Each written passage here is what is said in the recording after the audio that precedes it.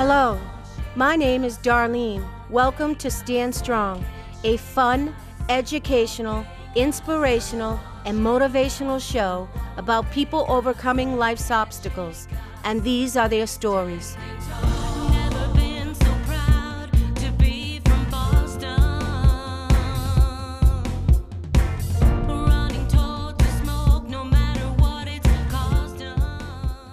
Hello, welcome to Stand Strong. I'm your host, Darlene Luff, and I'm really looking forward to sharing today's episode. Today we're going to be touching base on autism. And if you would, at this time, I'd like to bring attention to the slippers that I am wearing in honor of our guests today. These are the Autism Awareness Symbol. And at this time, I'd like to introduce our guests, Mark Adaricio and Tanya Marie.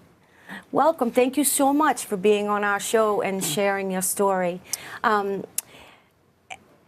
first question, it's actually a two-parter.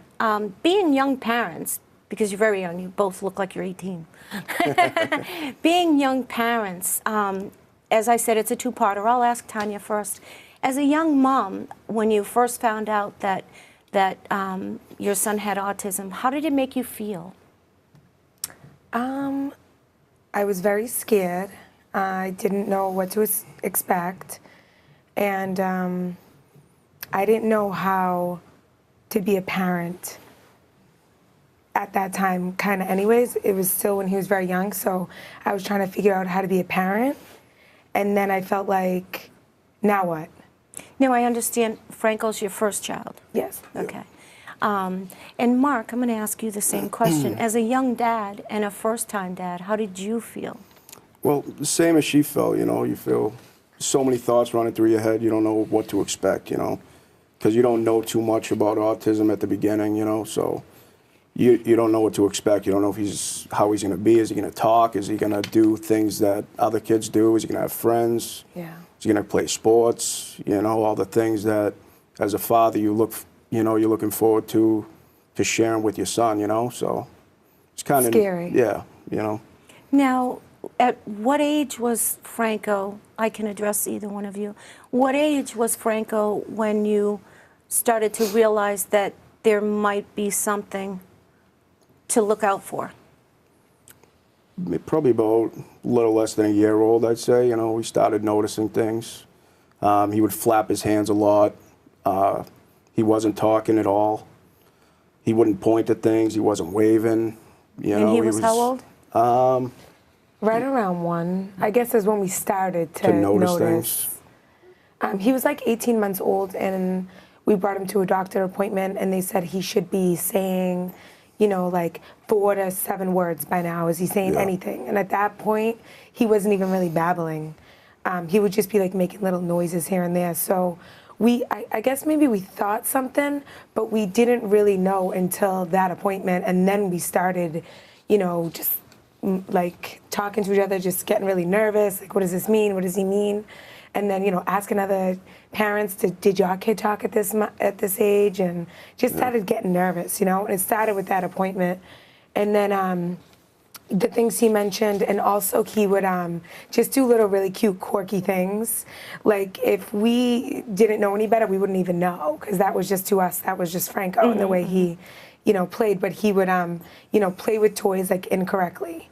What do you mean by incorrectly? He would just, instead of taking a car and racing it around and vroom, vroom, vroom, he would just line them up.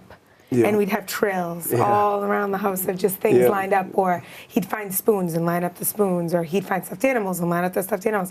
And it'd just be really cute until we kind of figured out that that was a sign of autism.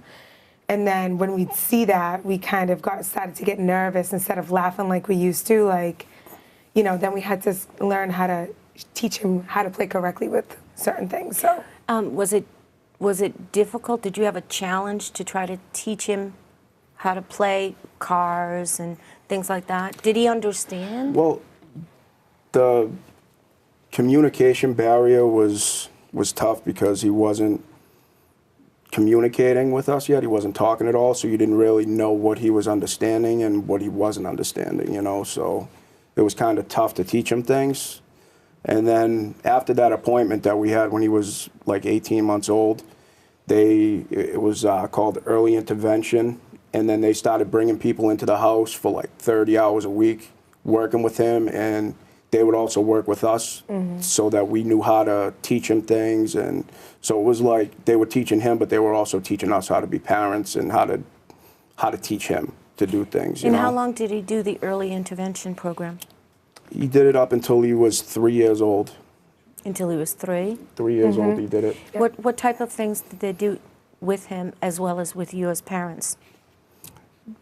We would sit down at a table with them, and they would just work on just everyday things, you know, anything, how to play with toys, how to... Things that you wouldn't think that you need to teach a child, almost common sense things.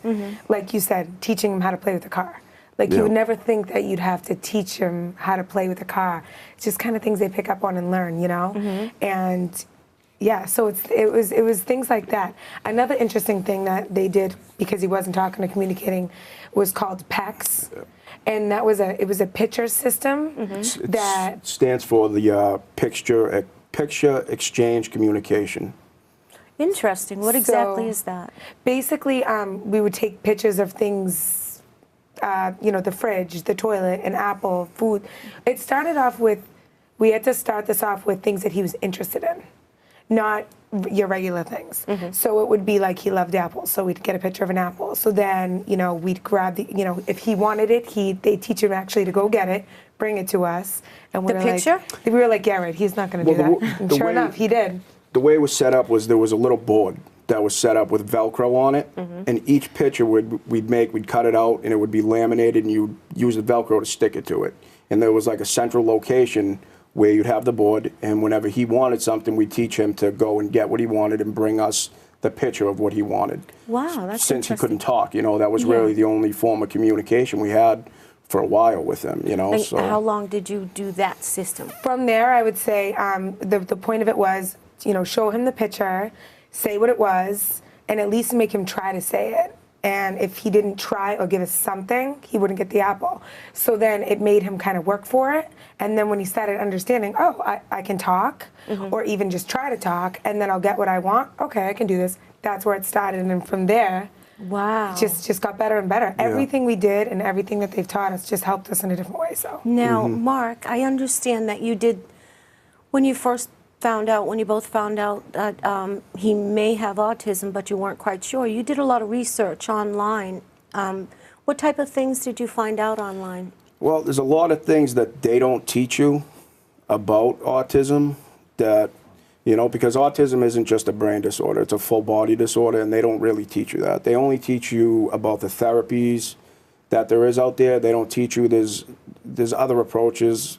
It's called biomedical, and it's like where you give the child all types of supplements. He would have a blood test done and see what his body was deficient in, and you would use like supplementation, like fish oil, high quality like vitamins and things like that, all natural things that his body needed that a typical child already has and is, you know, working already and his body's functioning normally. Franco's wasn't. So we had to get a lot of testing done, and there's a lot of things that they don't teach you, which made the therapy that he was doing a lot more effective once we started working on his body and making him healthy, because his body wasn't healthy.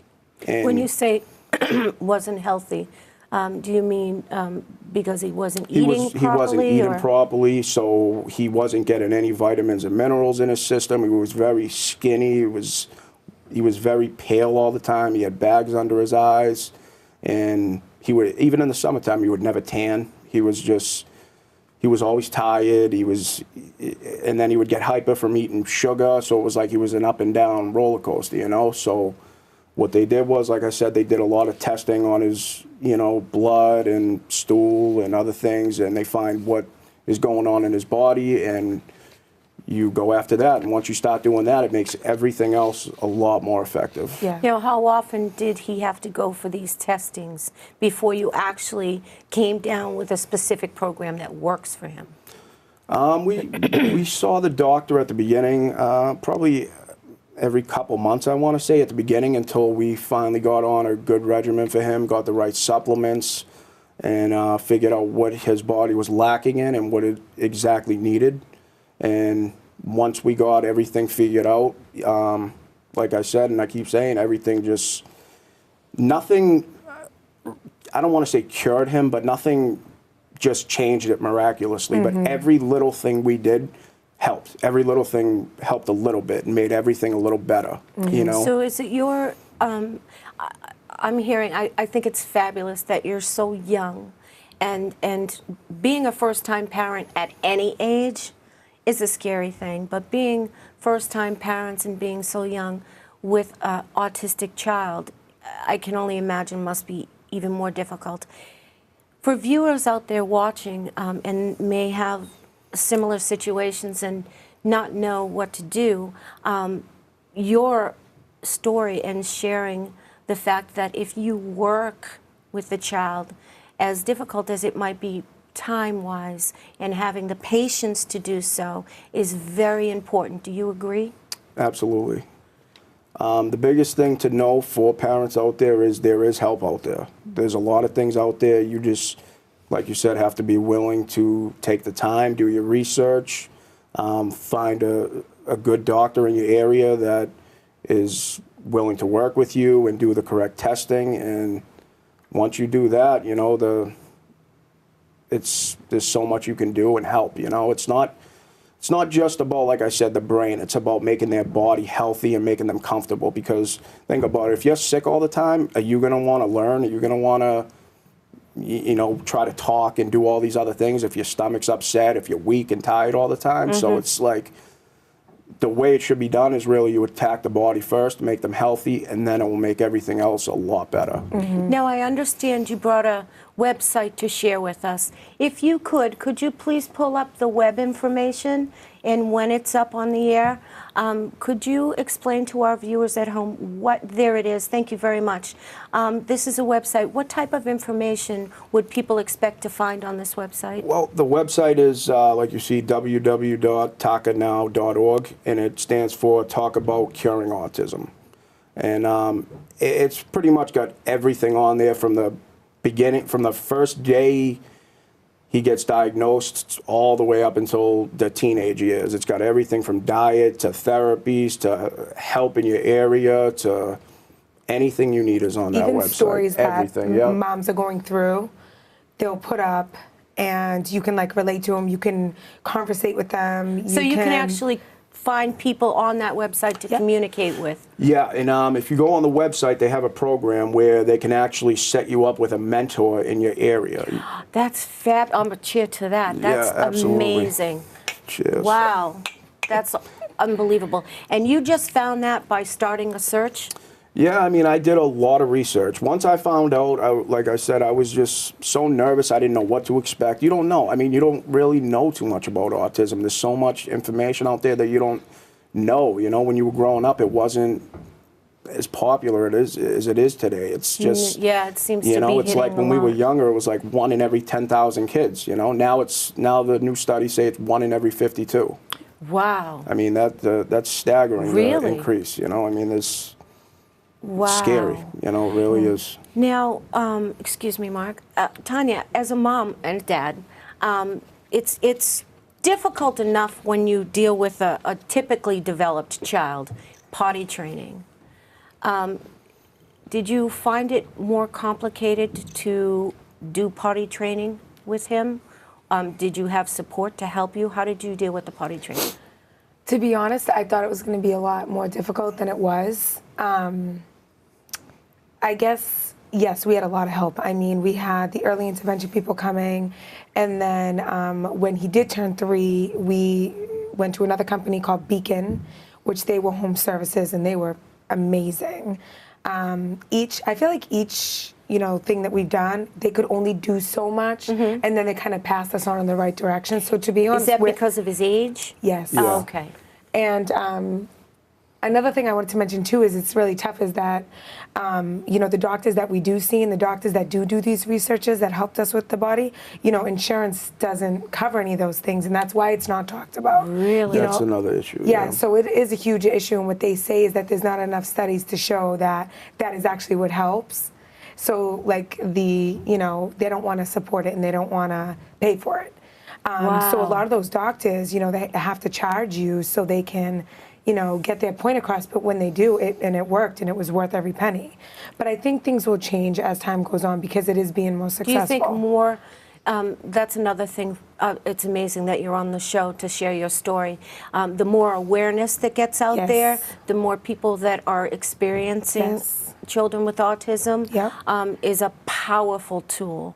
So again, I can't stress to you enough for coming on and sharing Franco's story through the eyes of his mom and dad, and also for our viewers at home that don't know where to turn to. Now, you had mentioned that Franco was on, how old is Franco now? 4.5. 4.5? Yeah. Is he in school? Yes. And what, does he go to public school? Is he? We started him off in a public school. Again, every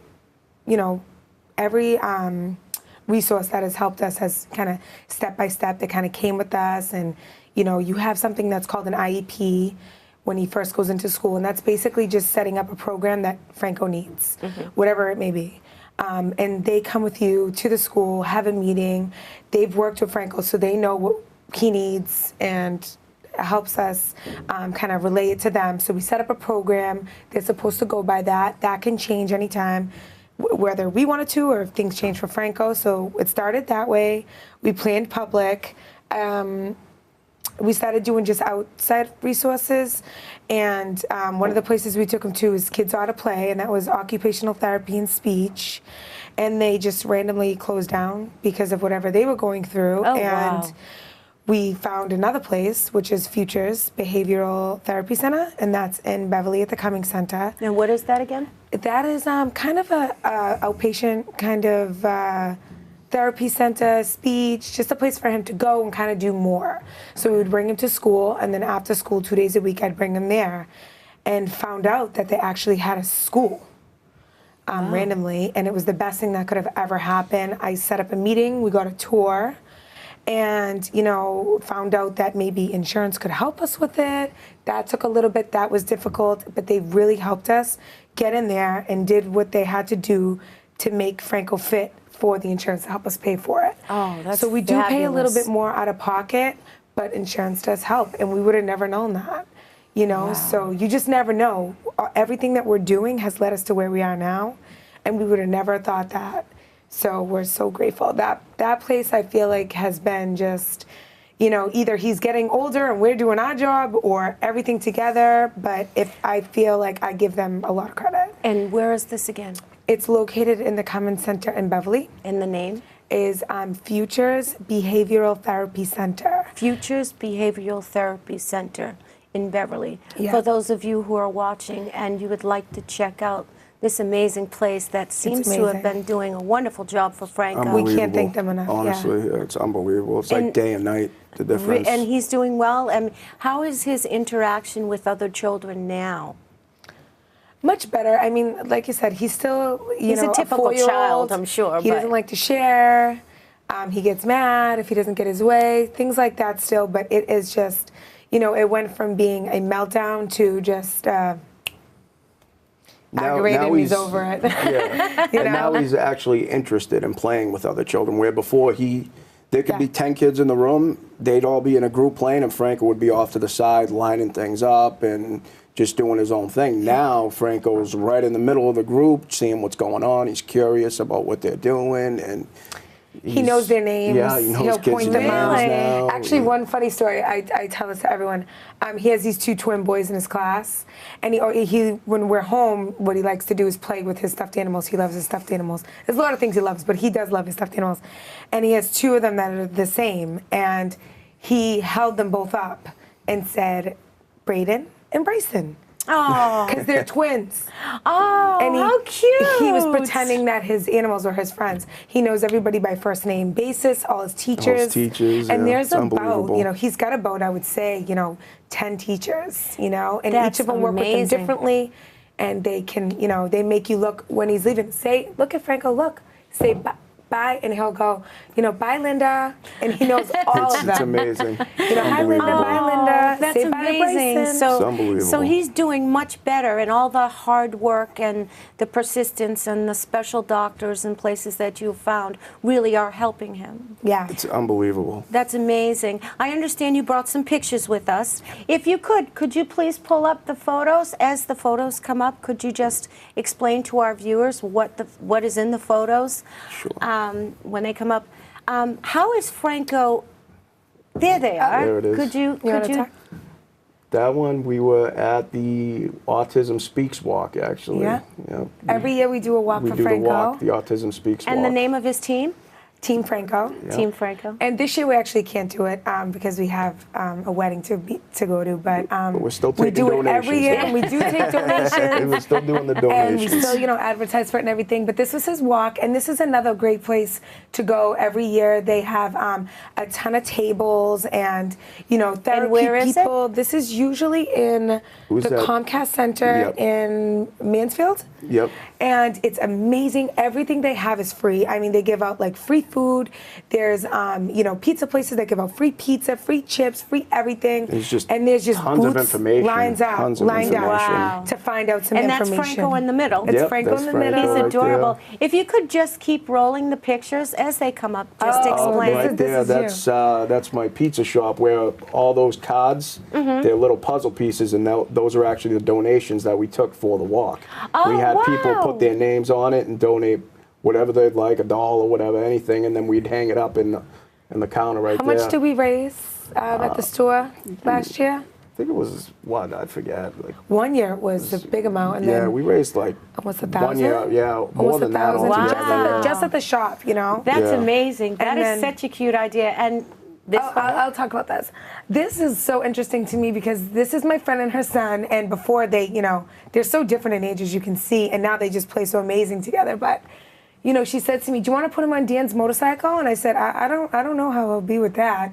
And sure enough, gets right on it. She goes, "When we turn it on," I go, "Oh, I don't know. He doesn't like loud noises." She turned it on. He was like rooming it, and it's just again shows how much he's changed. I mean, he didn't even like loud noises. He would block his ears, and now he's just sitting up on the motorcycle and turn it on, and it was really, really cool. And the next photo, please. Oh, look at that. I love that. That's just a little thing I made for Autism Awareness Month. And just to show how cute he is. And I was wearing blue lipstick because I'm a makeup artist and I found blue lipstick. I can see that. And I thought it was so cool. And he loved that I put blue on my lips. So, yeah, I just made something cool. Oh, how cute. Yeah, this is his best friend / cousin, Lily. Oh. And she has helped him turn into the little boy he is too. Yeah. A lot of the credit goes to her. Are they similar in age? Yes, and 1 minute they want to kill each other, and the next minute They're they best can't. friends. They cannot be without each other. Yeah. They're like brother and sister. That was I on love Mother's that. Day. That was Mother's Day. Oh, he's He's so lovable. That's another thing, Such a happy little guy. A lot of children that are on the spectrum are not. They never talk. They never show affection. They're not interested in that. And that was important to show that we're like best friends. Me and him. Oh, He's like my little that's guy. adorable. I love that picture. Yeah, I love him. Oh, look at him. What is he And- doing here? This is his little Lily's little bunny Paisley. He loves animals, and he is completely obsessed in love with this little guy. And we just took a bunch of pictures. So We is just mom had a and good dad time. going to get a bunny? Not with that dog. We were thinking about it. We don't know if he'll get along with the dog, though. Oh, and what's this? This is him at school. They had our curious creatures come to the school, and he was just looking at him like right up in the front row. You know? He loves animals so much, so this was like one of the best things. They were sending me pictures at school. It's another great thing. They show me pictures, send me stuff, through the day of like all the milestones that he's done, and they're so intact with me and send me videos. It's just Now, and that's amazing. Thank you for sharing those Yeah. pictures. Is there one specific thing that Franco enjoys, such as art or music?